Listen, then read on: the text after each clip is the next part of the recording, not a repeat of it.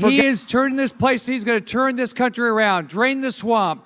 But I first get to introduce the Vice President-elect, somebody who's fought against Obama, knows what it's like to be a governor. Your Vice President-elect, Mike Pence.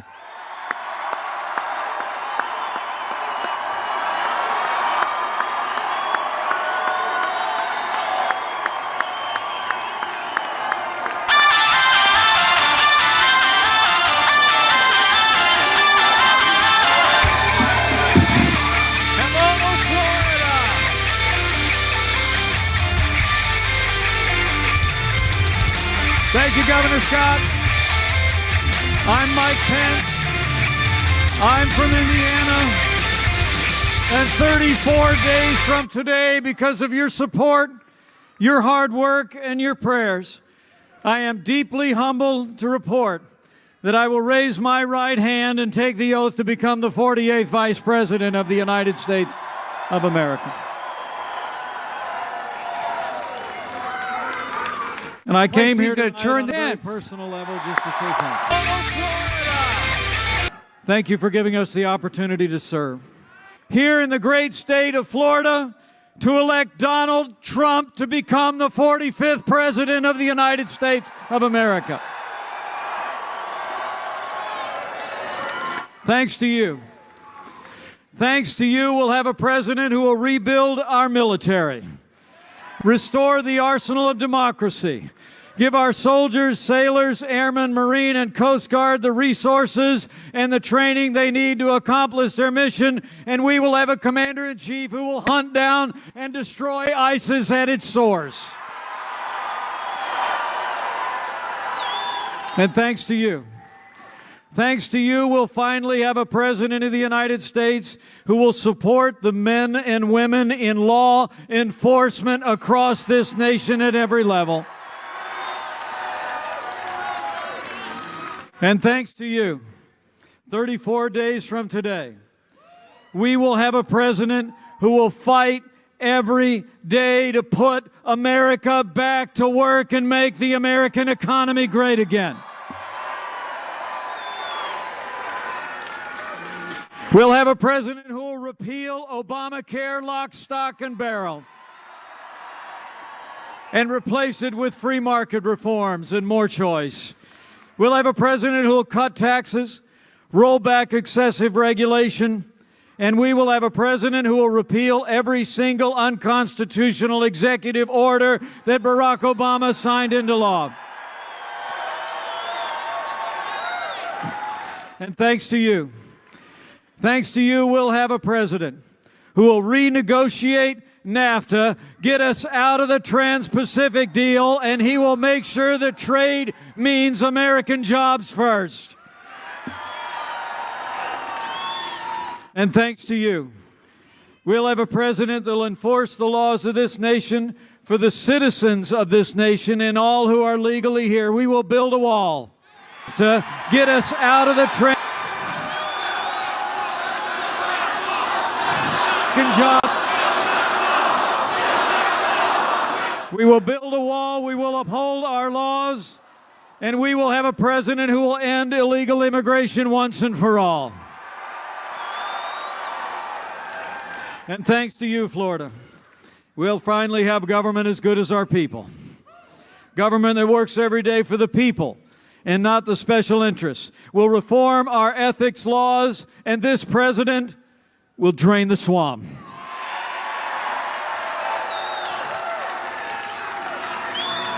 And thanks to you, Florida. Thanks to you. We'll have a president of the United States who will make appointments to the highest court in the land that will uphold the sanctity of life, our Second Amendment, and all the God-given liberties enshrined in the Constitution of the United States. Thanks to you. So I'm here, men and women of Florida, just to say thanks. Thank you from the bottom of my heart. Thank you for giving America a new president whose strength, whose vision, whose leadership will make America great again faster than you could possibly imagine. So I say with a grateful heart, it is my high honor and distinct privilege to introduce to you the President-elect of the United States of America, Donald Trump. From Detroit down to Houston.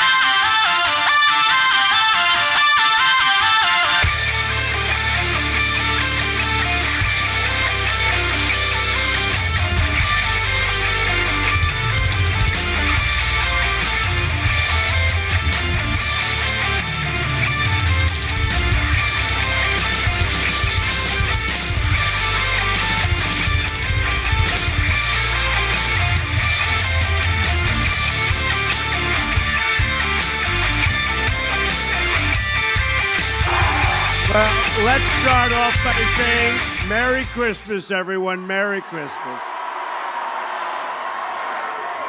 I'm here today for one main reason, to say thank you to the incredible people of Florida. What a group. As you know, Florida is my second home. In many ways, it's my first home. And I love this state. I love the people. I love the people of the state. You propelled to victory a grassroots movement, the likes of which the world they've never seen it before. Look at these people. How many people are here? Man, that's a lot of people. They say we broke the record tonight, by the way, folks. We broke the record. Incredible. Incredible people. The patriots in this audience tonight stood up to the global special interests and delivered a historic win for the American worker. American worker. With your votes, is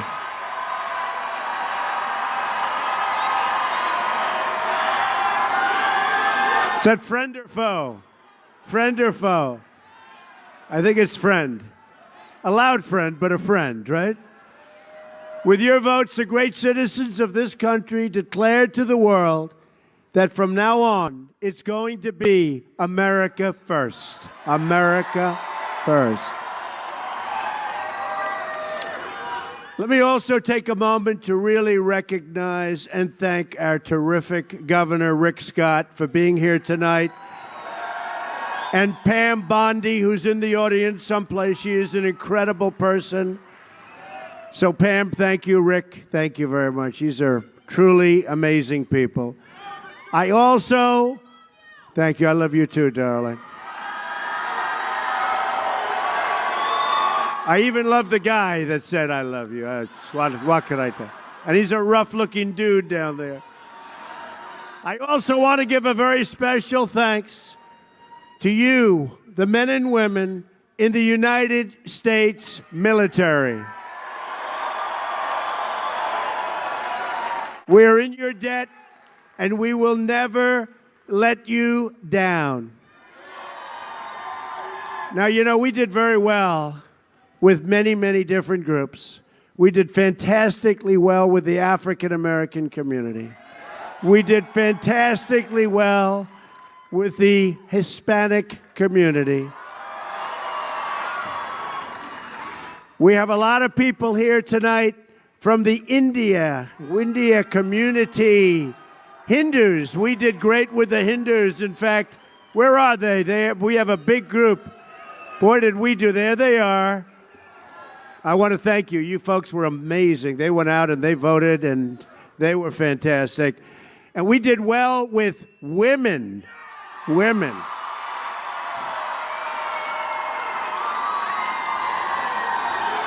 But you know, we and by the way, how about the evangelicals? How good was that?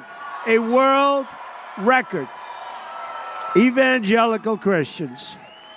We set the all-time record in the history of elections in this country, evangelicals. We're going to honor our troops, and it really begins with restoring respect for our great American flag. Is that right? We're going to defend the flag our heroes fought and died for to protect. And I want to tell you, I don't like when I see people burning our flag. I don't like it. I don't like it. I don't like it. And you don't like it. And we're going to try doing something about it, all right? We're going to do something about it.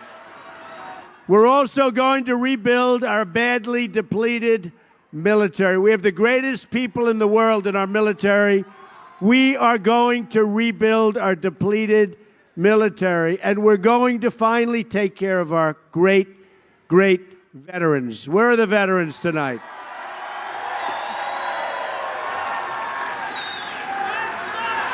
America.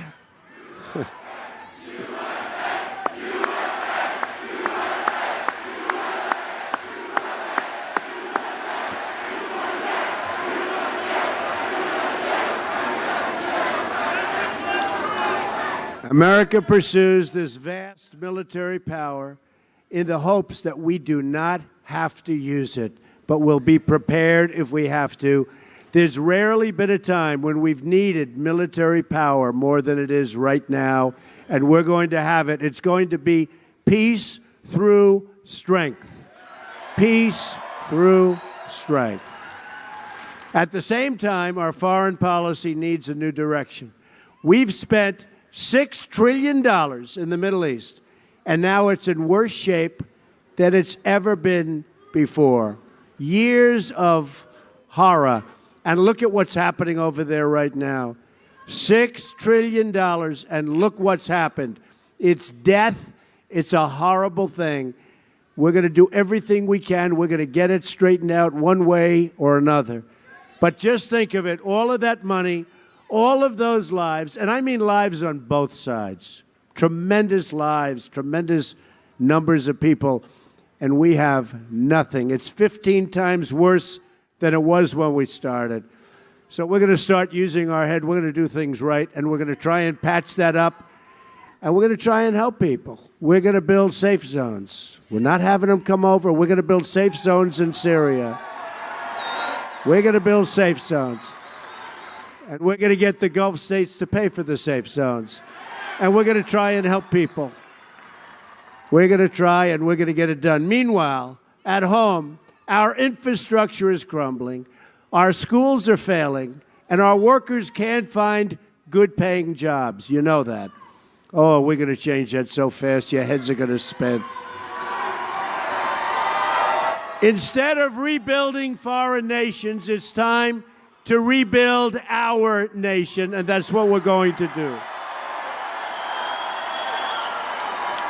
For too long, we've been moving from one reckless intervention to another, countries that most of you have never even heard of before. It's crazy, and it's going to stop. A Trump administration will focus on the vital national security interests of the United States. And that means crushing ISIS rapidly and defeating radical Islamic terrorism. Importantly, America will also stand with the Cuban people in their long struggle for freedom. And I want to appreciate, I'll tell you what, their support has been unbelievable. Their support has been unbelievable. Thank you. The Cuban people, we know what we have to do, and we'll do it, so don't worry about it.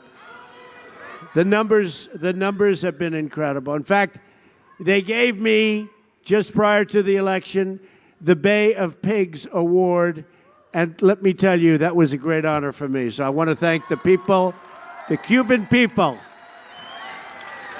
To be a strong nation, we must also be a rich nation, a wealthy nation, and we will be.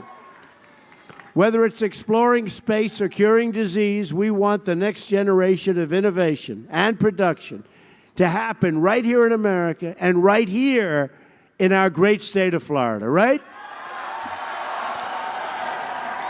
And you know, speaking of Florida, I don't know if you want to hear this, but should I discuss the one day, a day in the life? Should we do that or not? I always say, should we do it? And everybody wants to do it. You've probably heard it before, but we'll make it Florida-oriented because this was a big, big win. We won easily. We won by a tremendous number of votes. And if you watch television, if you watch these very dishonest people back here, man, is that a lot. Shit.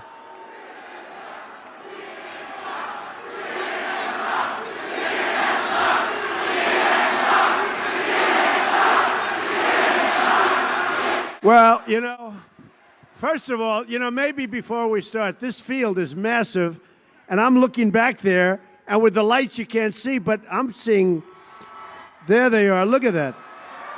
That is a lot of people. Man, I'll tell you, that is a lot of people back there. Let's see if we can get the cameras to turn around and capture the size of this audience. They won't do it, but let's give it a shot. Man, that's a big crowd.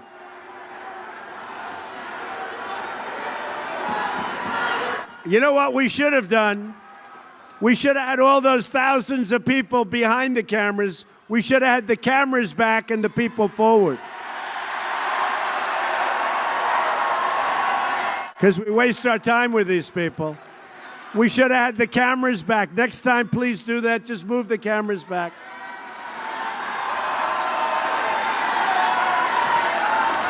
The equipment is so great nowadays that they can microscope it and we can get it nice. They could be all the way in the back and it won't make any difference for television.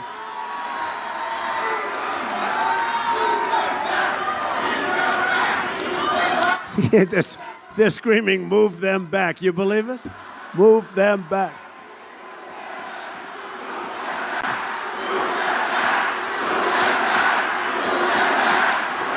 All right, look, you know what? Hey, here's the bottom line. They're very dishonest. They've written very dishonestly about all of us. This is a movement like they've never seen before.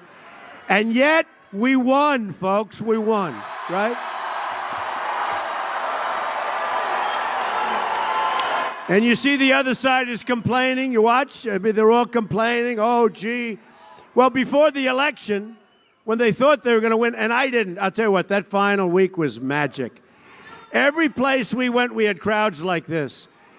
And you're going to have 22,000 people here tonight. More. You got thousands outside that can't get in. That's pretty good when you can't get into a field, okay? And I spoke actually to the fire marshal. I said, can't you let more people in the back? They said, no. I said, why? There's no fire here. They said, no, sir, it's stampede. I said, stampede? No, seriously, that's how many people we have. They're worried about a stampede. At least we know it's going to be a friendly stampede, right? Very friendly. Well, I really appreciate you being here. This is incredible. And this is really, I had this idea. We won. And we won very easily. We had 306. Remember, they said, he cannot get to 270. There is no path to 270, right? I went to Maine 4 times because I wanted to get one vote. Maine had one. I needed the one because I believed these people. So what happened is this. We went out and we watched the media, and we believed the media. And the media is very dishonest. They were even dishonest in their exit polls, right? Now, what's the purpose of being dishonest in an exit poll when you're going to find out the truth in 3 hours? What are they doing? Other than tormenting us because we thought for about 2 or 3 hours we were going to lose, right? But it started about 3 months before the election when we heard the great state of Texas, which I thought we were doing great in, and Georgia, what a great state, and Utah, and you heard it, Georgia is in play. Now that means that, like I could lose it. Now, you shouldn't lose it as a Republican. You lose Georgia, you're in big trouble. So they said, Georgia's in play. He's even in Georgia. I said, man, I thought I was way up. In Texas is in play. And I said, this is not good. And then we had the exit polls. And my daughter and my son-in-law called me, and they said, Pop, not looking good. Not looking good. And I really thought, I was already preparing in my mind. I was saying, well, if that's the way it is, because they were faulty polls. I mean, they were faulty. But they said Ivanka. Has anyone ever heard of Ivanka? She said, Dad, I'm telling you, it's, don't worry about it, Dad. It's okay. I said, I can't believe it that we're going to lose. I can't believe it because I've been, I've seen these crowds. It just doesn't make sense. Anyway, bottom line, the polls close, right? And they go, Donald Trump has won the great state of Texas. I said, what happened? Like in 2 minutes. Donald Trump, breaking news. Donald Trump has won Georgia. Donald Trump has won Utah. Now, these were states for 2 months they're talking about that were even. And in fact, in Utah, I had this character that nobody ever saw before. Nobody ever heard of him before. I said to my wife, that's correct, that's his name. He said, Evan McMuffin. Do you believe this? Or something like that. Now, I never heard of this guy before. Nobody did. And the polls said, he is even with Donald Trump. My wife said, she looked at the television, she said, he's not even with you. Believe me, he's not even. Anyway, so we win. They all love Melania. Is Melania great? She's great. She is good. She is a solid rock, great person. And she loves you, and she's enjoying herself, I'll tell you that. It's much better to win than to lose. Do we agree with that? So Utah, it gets announced very early. Breaking news, Donald Trump has won Utah. Now, we didn't just win it. We, slowed it. And Evan, whoever this is, this person, remember he said, we think we can win the election. We said, but you're only going to win maybe Utah. And you know what he would have done if he did? Maybe. It didn't turn out that way because we had plenty of votes, plenty of everything. But all he would have... Oh, I don't know if he's a lightweight. We should never say that. That's not nice. Don't ever call a person like that a lightweight. Boy, what a group. Only in Florida can this stuff happen. But we won Utah by a lot, like a real lot. And it was a massive, and Evan didn't even come in second. Hillary came in second, okay? So again, I really believe it was dishonest polling, but who knows, right? Who thinks it was dishonest by the media? I do. So we open up with that. Then all of a sudden, Ohio, where they had us down for 2 months as even, we win by almost 10 points. So we hear, and we were supposed to win maybe by 2 points or 1 point or 3 points. And I had a little hostile environment. I had a governor that wasn't exactly like the great Rick Scott. I had a governor who, I said, how do you win a state when you don't have the support of the governor? Well, we won. I think I probably did better this way. So they go out and they say, breaking news, Donald Trump has won Ohio, and with a very big number. And then breaking news, Donald Trump has won Iowa by more than 10 points. That's unheard of, right? And then we come down to this beautiful piece of land that we all love, surrounded by the ocean, right? Surrounded by beautiful seas. It's a place called Florida. Have you ever heard of it? Has everybody heard of Florida? I love Florida. I love the people of Florida. So, all night long, it's even. It's going even. And then they get to the Panhandle. Now, I don't know who lives in the Panhandle. Not too many. Did I blow them out in the Panhandle or what? You know why? Because the Panhandle wants its jobs back, okay? But the Panhandle was unbelievable. And we won Florida big, much bigger than anybody thought. Big. So they go, yeah, and you had the other side. They were being interviewed saying, we will win Florida, and we expect to win it easily. Breaking news, Donald Trump wins the state of Florida, right? Right? And then we win South Carolina, And then we have North Carolina. Now, North Carolina was supposed to be close, very hard for the Republicans to win.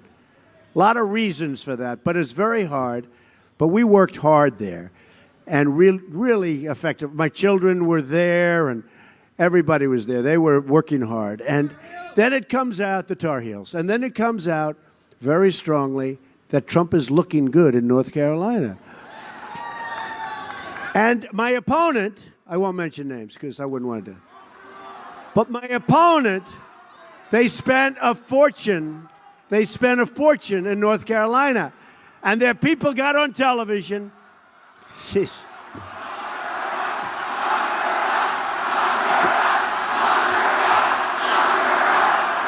Oh, that's so terrible. You know, here's what's happened. And I noticed because I did Ohio, we did Iowa, we did North Carolina, we did all over. Last night, Hershey, Pennsylvania. Did you see that crowd? Pennsylvania. And it's like, thank you, Florida. Thank you, Pennsylvania. We're doing a thank you. Nobody's ever heard of it before. That's why we all have more imagination than anybody that's ever done this, right? Because we're not politicians. But I'll tell you what I noticed. Okay, so I'll tell you what I noticed. So we go to Ohio and we go to Iowa. The crowds are incredible. Thank you. Thank you. Thank you. Thank you. Amazing people. So here's what I noticed. 4 weeks ago, just prior to, and always prior to, you people were vicious, violent, screaming, "Where's the wall? We want the wall." Screaming, prison, prison, lock her up. I mean, you are going crazy. I mean, you were nasty and mean and vicious, and you wanted to win, right? Now, same crowds. That's right, deplorables. Whatever happened to the deplorables, right? They're not so deplorable. They're not so deplorable anymore. In fact, the other side's trying to figure out, well, in 4 years, how do we get some of these deplorables to our side, right? But now, it's much different. Now you're laid back, you're cool, you're mellow, right? You're basking in the glory of victory. And we're already getting to work. You see what we did with Carrier? We saved that. We're saving a lot of jobs. And many, many places. We got a lot of things going on, but we're going to do the big picture, but we sort of have to wait till we get in office. Don't you agree? You know, just I'm having a hard time waiting. I just make phone calls. Listen, you can't move. But now you're mellow and you're cool and you're not nearly as vicious or violent, right? Because we won, right? And now you're sort of laying back. Although it doesn't exactly sound like a totally laid-back crowd, but that's okay. So the other side goes out, and they say, Trump cannot win North Carolina. That's our firewall. Remember on television, this is our firewall. Ladies and gentlemen, we have breaking news. Donald Trump has won the state of North Carolina. Unbelievable. And then you look at Pennsylvania. Now, Pennsylvania was always the state, they say, the bride that got away. Every Republican for 38 years, but every Republican, they left. And before the election, everybody thought, every single Republican, you're going to win Pennsylvania, right? You know that. It didn't work out that way at all. Never worked out that way. And we were campaigning in Pennsylvania. We were getting the biggest crowds they've ever had, they've ever seen by far. And I kept saying, we're going to win the state. But then I'd remember the statement. I'd hear it over and over that Republicans don't win it. They think they're going to win it, and they don't win it. And they wouldn't announce these crooked people back here. They wouldn't. No. They wouldn't announce it. Well, first of all, they were in a state of panic. They were in a state, because now we win Florida. And they were worried because we won Ohio by so much more than we were anticipated to win. And we won Iowa so big. And we won Florida so much bigger than we thought. And by the way, just to go back a few months, how good did we do in Florida in the primary, right? How good was that? Oh, that was good. But I don't talk about that anymore. We don't talk about it. So now they're getting nervous on television. And you see these anchors, and they're like sweating and crying and throwing up all over the place. And you know, a couple of them with the chart. Nice guy, John King. He's very good with the chart, but now his hand is getting like a little... Because, you know, all those months he's saying there is no path to 270 for Donald Trump. There is no path. So now what happens? We're leading Pennsylvania. 306 is right. We're leading Pennsylvania by a lot. And we have 1%. It's at 99%. And it was there for hours. I said, why don't they? In fact, I considered it a win because the 1% was not nearly enough votes to win because we were leading by a lot. So what happened? They couldn't take it. But instead of announcing it like at 11 o'clock, they waited till like 3 o'clock in the morning, right? Now, I think they did that for commercials, if you want to know the truth, because the audience was massive. But a couple of things happened that were a little bit surprising. We have breaking news. Ladies and gentlemen, Donald Trump, and now the guy's getting sick. He's ready to throw up all over. Donald Trump, and this came out, and these people are incredible. I thought we were going to do well there. Donald Trump has won the state of Wisconsin. Now they're saying, where did that come from? Where did it come from? And then right after that, ladies and gentlemen, Donald Trump has won the state of Michigan. Michigan. Hasn't been won in like 38 years, right? And now the gentleman is with the map, which is just bloody. It's red. It's so red, so beautiful. Remember the map when they showed it? There was a lot of blue. That blue got knocked to hell, I'll tell you that. Got knocked to hell. Oh, that was pouring red. And you know, they said you cannot break the blue wall up by Canada, right? You cannot break the blue wall. I've been hearing this for months, and I said, oh, how are we ever going to break the blue wall? Because we used to believe guys like Walter Cronkite, right? But we don't have Walter Cronkite anymore. This is a different world. So we're listening to these people. They're dishonest as hell. And what happens is they're telling me for months, all of us, they're telling all of us, you cannot break the blue wall. So what happens is we, not only did we break it, we shattered the hell out of it, right? So now we win Wisconsin, and now what happens?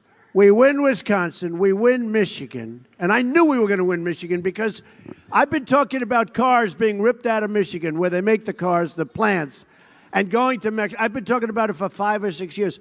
I got the Man of the Year award 4 years ago in Michigan. All I talked about is you can't let your factories go. You're letting your factories go.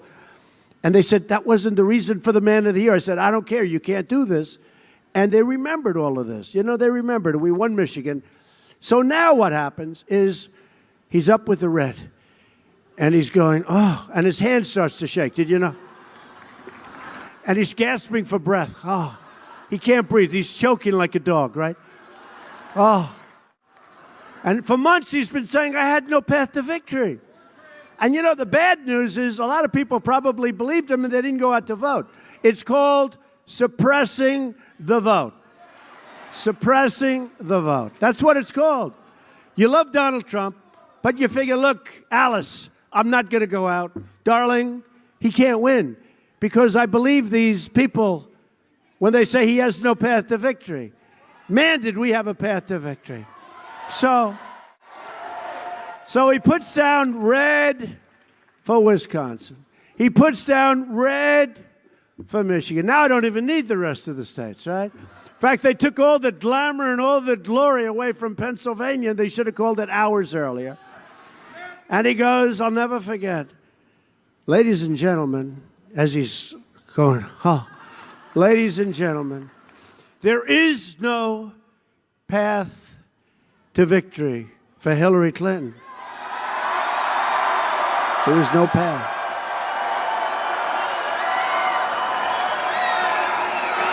There is no path. Incredible.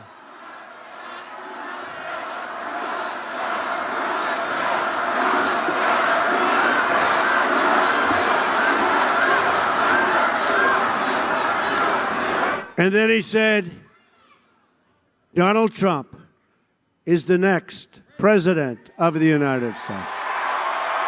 It's you. You. It was an amazing evening.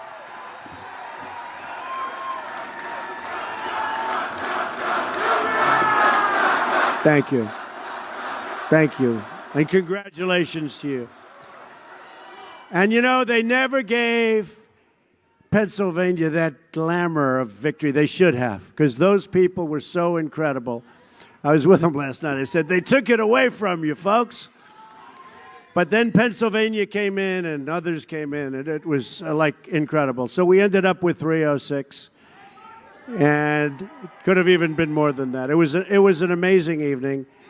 And they say the most historic ever. They say the most historic ever. But you know what's more important now? That we all together, but we all together do a great job. That's what's next, okay? That's what's next. We're going to do a great job. For years, the jobs and wealth have been ripped out of our country. Foreign powers have gotten rich, bleeding America dry. But that's all about to end, folks. Believe me, it's going to end rapidly. The American worker is finally going to have a champion in the White House, and it's going to be a champion for you. Our economic agenda can be summed up in 3 very beautiful words: jobs, jobs, jobs. That's why we're going to lower our business tax rate from 35% down to 15%, and you watch what happens. We're going to bring it from the highest in the world to one of the lower rates in the world. Maybe someday we'll get it down to the lowest. And you watch what's going to happen. It's also why we're going to eliminate job-killing regulations, a disaster. And we're going to lift the restrictions on the production of American energy, including shale, oil, natural gas, and clean coal. Another critical element of our jobs plan is a historic $1 trillion investment in our very bad and crumbling infrastructure. It's time, folks. It's time. Our bridges are deficient. Our roads are in disrepair. Our airports are like third world countries. Our schools are a disaster. We are going to fix our country. It's time. We have no choice. It's time. I'm asking Congress to support the construction of new roads and bridges, airports, tunnels, and railways across this nation, and we're going to put people back to work in the process. Believe me, it's going to be our people. It's time to help get Americans off of welfare and back into the labor market, rebuilding this country with American hands by American workers. American workers. My administration will follow 2 simple rules: buy American and hire American. At the center of this agenda is fixing our absolutely terrible trade deals. They are so bad.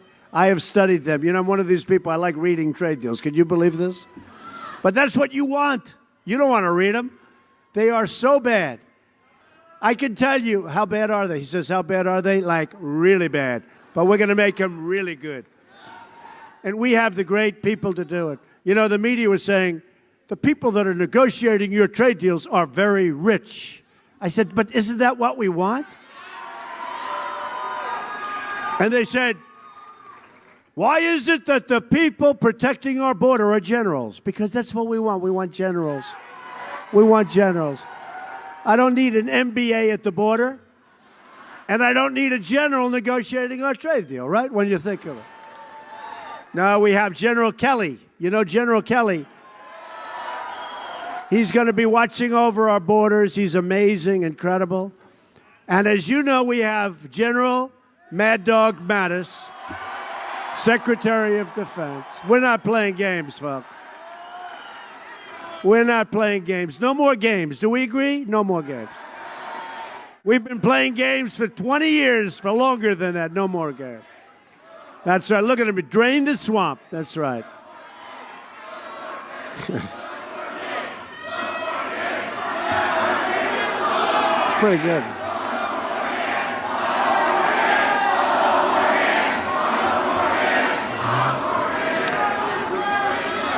We're going to have strong borders, folks. And we're going to make great trade deals. And you're going to be proud of your country again. You watch. America is now running a nearly $800 billion trade deficit. Think of it, $800 billion. Our country has lost 1/3 of its manufacturing jobs since NAFTA. We've lost 70,000 factories since China opened and joined the World Trade Organization. 70,000 factories we've lost. Can you believe it? It's hard to believe. I thought it was a typo.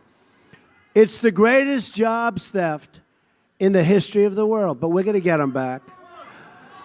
But we're going to turn it all around, and we're going to turn it around fast, faster than you think. We are not going to be taken advantage of by other countries anymore. Right? Our goal is to bring back that wonderful phrase. Remember, some of you that are a little bit older, made in the USA. Remember that beautiful? Made in the USA. We used to have on the cars it says made in the USA. We don't have that anymore. We're going to start putting made in the USA, right? What do you like better? Made in the USA or made in America? Hold it. Hold it. Yeah.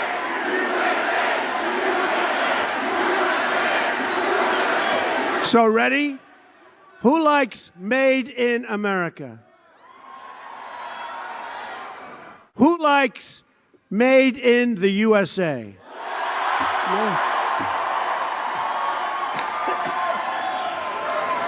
I think so. Okay, wait. So I have one more because, you know, this is like doing a free poll. You know, a lot of people would spend $1 million for that. And these are the people that led our country. They would go out and they would do a poll. It would cost $1 million. They might not be as accurate as what but here's another one. So Time Magazine and the Financial Times, big deal, just gave me Person of the Year. Person. Okay. They should give it to you because this is a movement, folks. This isn't me. Although I have been a very good messenger. Do we agree? But they gave me. So are you ready? So in the past, it was called Man of the Year. Now it's called Person of the Year. So here's the question. What do you like better? Ready? Do you like Person of the Year? Do you like Man of the Year?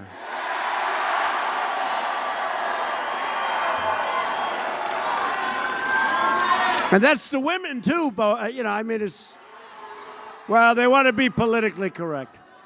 Now, I've heard for so many years, Man of the Year, I'm Man of the Year, and then it comes out Person of the Year. You know, look, they have to be politically correct. But I had an idea. No, I had an idea. Because they say, what do you do if it's a woman, right? So you go, if it's a man, you go Man of the Year, Trump. If it's a woman, like this incredible woman down here, if it's a woman, maybe you go Woman of the Year or Person of the Year, right? It's a big deal, right? Should we speak to the people at Time Magazine, say we want it again next year, but we want maybe Man of the Year next year, okay? So, no, it's a great honor. It's great to be, and you know, we have to justify it. We will withdraw from the Trans-Pacific Partnership. We're going to totally renegotiate the worst trade deal ever made anywhere in the world at any time, NAFTA. We're going to stand up to foreign cheating and fight for every last American job. And if a company wants to fire their workers and leave Florida for another country and then ship their products back, there will be consequences. Not going to happen anymore. They fire their workers, they close their plant, they move their factory to Mexico or someplace else. They sell the product back in with no tax into our country. So we end up with unemployment and loss. They end up with everything, right? Everything. It's a one-way street, not going to happen anymore. From now on, we'll inform them that they are going to pay a 35% tax if they'd like to leave. Okay? 35%. Or something substantial. And you know what's going to happen? They're not going to leave. It's very simple. Now, why didn't the politicians do this 15, 20 years ago? Why didn't they do it? For two reasons. Two reasons. You know what the two reasons? Either they're stupid or they get paid off by campaign contributions. That's all. Very simple. But to be a rich nation, we must also be a safe nation. The murder rate has experienced its largest increase in the United States in 45 years. The press doesn't tell you that. The murder rate in Orlando doubled last year. We are going to support the incredible men and women of law enforcement. And we are going to bring this terrible crime wave to a rapid end.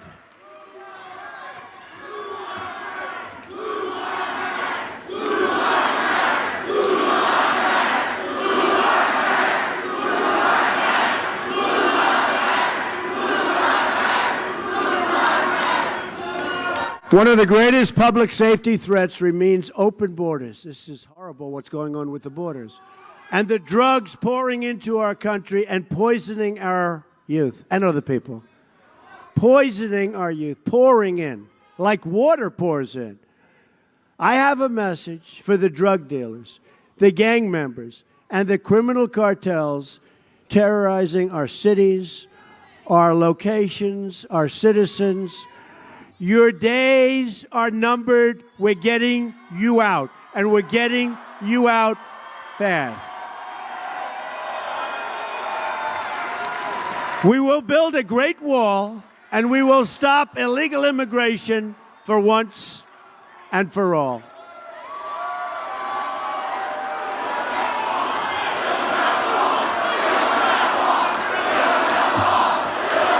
Going to build that wall.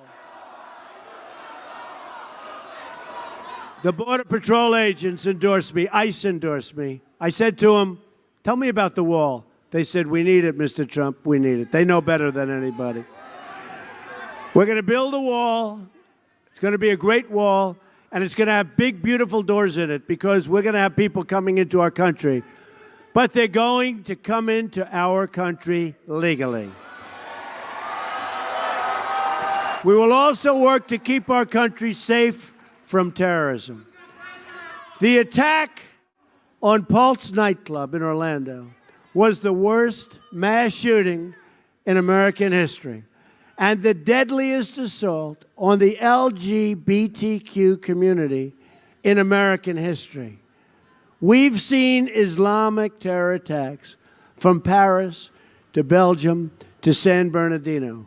One after another, again and again. We're going to stop it. So let me just state this as clearly as I can. I am going to keep radical Islamic terrorists the hell out of our country.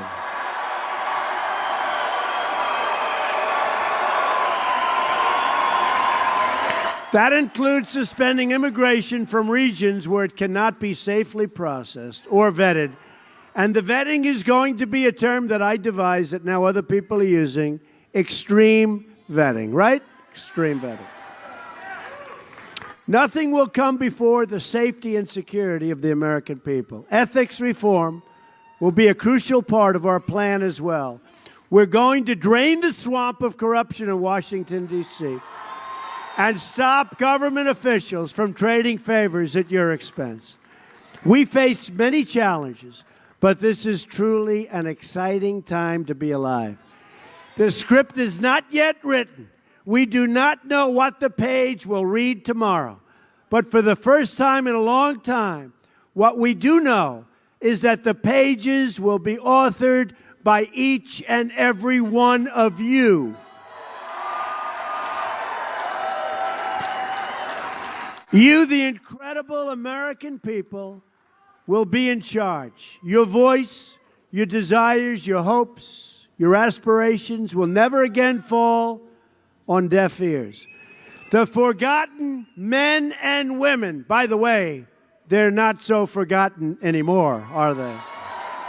They didn't know what hit them. Oh, those forgotten people, they're not forgotten. They are not forgotten. They're still writing stories about it. They say, what happened? They came out to vote big league, didn't they? And these are great people. These are smart people. These are hard-working people. These are people that sometimes haven't voted in a long time. But you know what? They saw, they heard, they wanted what we're all doing, and we're doing it together. And they came out, and these people had no clue what the hell happened. So I just want to tell you thank you. And you're going to be very happy with the result. Thank you.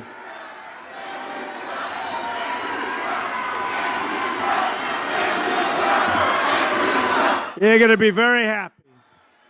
Together, we will raise incomes and bring jobs and wealth and opportunity to our poorest communities. We will repeal the disaster known as Obamacare and create new health care, all sorts of reforms that work for you and your family. And we are going to be doing it properly. And we will not spend $5 billion for a website. Okay, remember that. And we will not spend $4.2 billion for an airplane so I can fly around, all right? $4.2 billion for Air Force One. I don't think so. We will reestablish the rule of law, defend the Second Amendment, protect religious liberty, and appoint justices to the United States Supreme Court who will uphold and defend the Constitution of the United States. We will heal our divisions and unify our country. Our country is very divided. We will bring our country back together. We will love everyone, not segments, not small groups or big groups. We're going to love everyone in our country. When Americans are unified, there is nothing we cannot do. No task is too great, no dream too large, no goal beyond our reach. My message tonight is for all Americans, from all parties, all beliefs, all races, all walks of life. Whether you are African American, Hispanic American, Asian American, whatever the hell you might be, okay? We are all Americans, and we are all united by one shared destiny. So I'm asking everyone to join this incredible movement. I'm asking you to dream big again. Dream bold, big and bold. I love that. Dream big and bold and daring. For your families, for yourself, for your country. Big and bold and daring. I'm asking you to believe in yourself, and I'm asking you to believe once again in America. And if we do that, then all together, we will make America strong again. We will make America wealthy again. We will make America safe again. And we will make America great again. Thank you very much, Florida. Thank you, Florida. God bless you. Merry Christmas. God bless you. Thank you very much. Incredible support. Thank you.